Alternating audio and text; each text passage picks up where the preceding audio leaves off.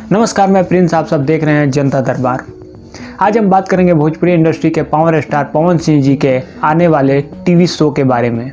जी हाँ दोस्तों, आप सबको जानकारी के लिए मैं बता देता हूं कि हर साल की तरह इस साल भी होली के शुभ अवसर पर टीवी शो होने वाला है। जी हाँ दोस्तों, आप सबको ये बात पता होगी कि हर साल टीवी पर होली शो आता है। उसी तरह इस साल भी टीवी पर पावर स्टार पवन सिंह जी का होली सॉन्ग आने वाला है।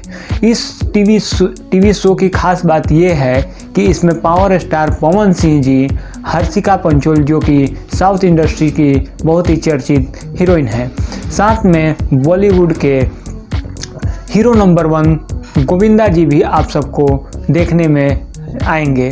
जी हाँ दोस्तों, ये पहली बार हो रहा है कि पावर स्टार पवन सिंह जी और गोविंदा जी एक साथ एक टीवी शो पर देखने को मिलेंगे। जी हाँ, ये टीवी शो होली पर आप सबके बीच आने वाला है। आज के वीडियो में बस इतना ही।